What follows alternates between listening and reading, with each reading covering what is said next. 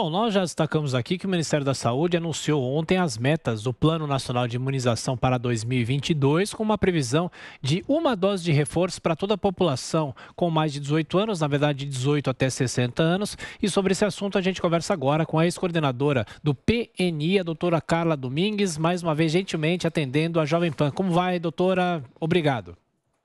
Bom dia, Tiago, Kalina. Um prazer falar com vocês novamente. Nós que agradecemos. Doutora, essa meta de uma dose para todo esse público, a senhora acha que é uma meta factível? A senhora acha que a ciência pode ainda indicar outros caminhos nessa virada do ano? Tiago, neste momento, nós ainda não temos a evidência concreta de que vai haver necessidade de vacinar toda a população. Os estudos estão em andamento e possivelmente em dezembro terá esse cenário, né, de que grupos realmente vão precisar ter essa terceira dose, né, o que nós chamamos da dose de reforço. Mas, ao mesmo tempo, o Ministério da Saúde precisa prever isso, né, porque ele precisa ter a garantia de compra, porque nós vimos no início dessa campanha a escassez de vacina, e isso não pode acontecer no próximo ano. Então, realmente, como planejamento, o Ministério da Saúde tem que pensar em adquirir vacinas para vacinar toda a população até 18 anos, para que, a partir das evidências científicas e a recomendação de que haverá necessidade dessa dose, o Ministério já tenha as vacinas e já possa implementar essa ação. Oi, doutora, bom dia. Bom, a gente sabe que a Coronavac foi o imunizante mais aplicado no Brasil até então. O que a senhora acha da decisão do Ministério da Saúde de, por enquanto, eliminar a Coronavac da imunização no ano que vem? Kalina, nós temos que entender, né, primeiro, o papel importante que a Coronavac teve no início da vacinação, né, onde havia uma escassez de vacinas e ela mostrou uma elevada efetividade, né, na diminuição de casos graves e óbitos. Então, essa vacina realmente cumpriu esse papel naquele início da vacinação. No entanto, agora, nós estamos entrando em outra fase do plano de vacinação. Nós estamos dizendo que nós vamos ter que dar reforços nas pessoas para que elas aumentem a titulação de anticorpos e elas continuem numa elevada proteção.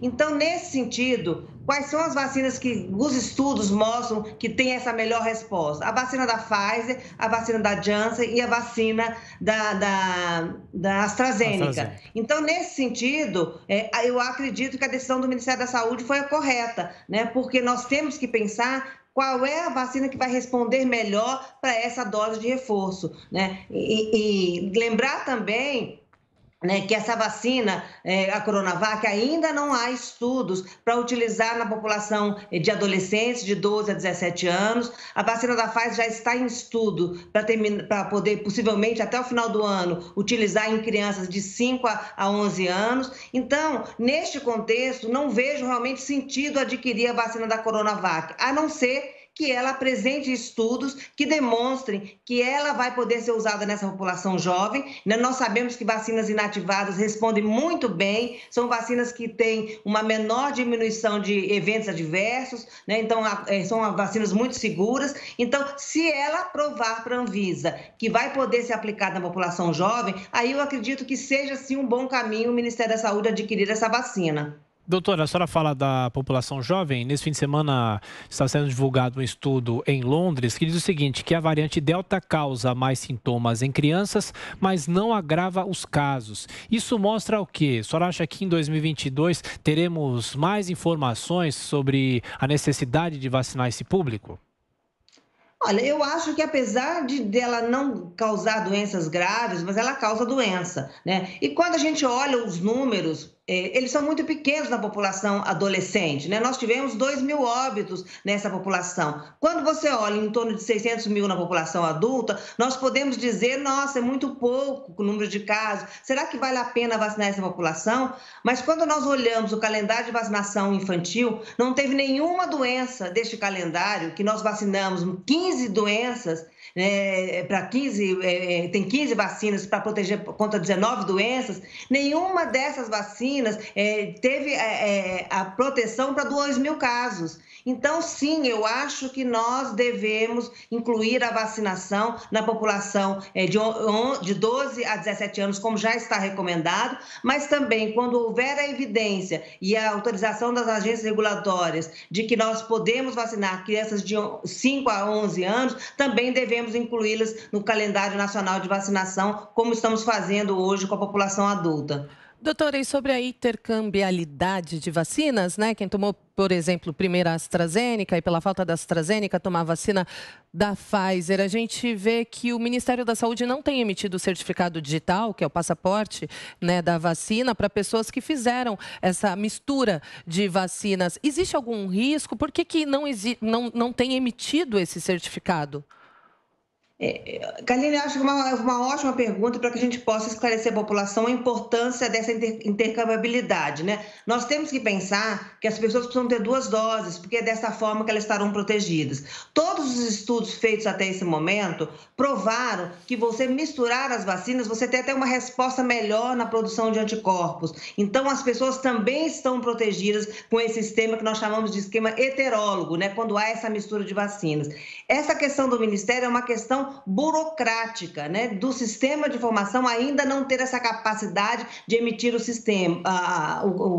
certificado e não em função de que não há segurança ou não há evidência de proteção. Então, nós esperamos que, em curto prazo de tempo, o Ministério corrija esse problema de informática, porque isso é um problema operacional e isso é preciso deixar claro para a população, não é um problema de segurança nem de eficácia. Então, em se corrigindo esse sistema, eu acredito que rapidamente a população terá esse certificado.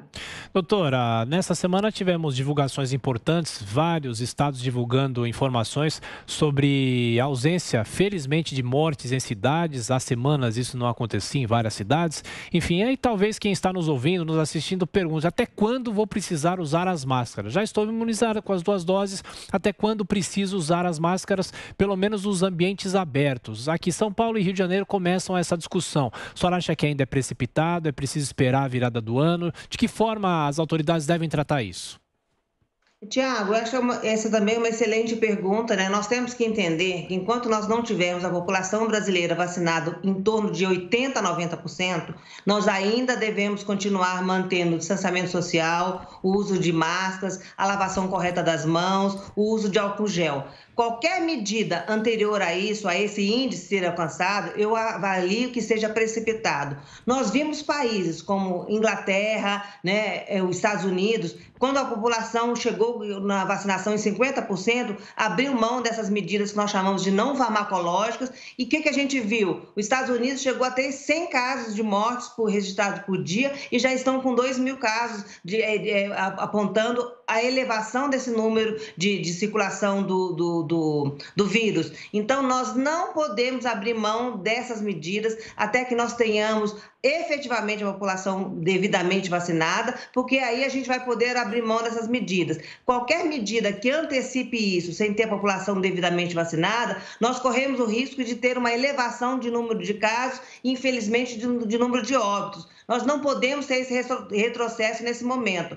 Acredito, Tiago, nós devemos fazer esse sacrifício, manter essas atividades até dezembro, onde a gente vai ter esse cenário completo. Acredito que até lá toda a população brasileira vai estar com as 2 doses. Nós vamos ter a população idosa, com comorbidade, profissionais de saúde já completando a 3ª dose. Então, nós teremos um panorama muito mais seguro para essa tomada de decisão. Vamos segurar um pouquinho a nossa ansiedade, né? E vamos continuar mantendo essas medidas, porque é dessa forma que nós estaremos protegendo a nossa saúde, mas também dos nossos familiares e dos nossos amigos. Doutora Carla Domingues, ex-coordenadora do PNI, o Programa Nacional de Imunizações. Mais uma vez, muito obrigado pela atenção, pela gentileza. Um excelente fim de semana e feriado. Um abraço. Eu que agradeço. E lembrando, né, a vacina está disponível nos postos de saúde. Quem não tomou vacina, procure o posto, porque é dessa forma que nós teremos a nossa população protegida. Muito obrigada. Obrigado.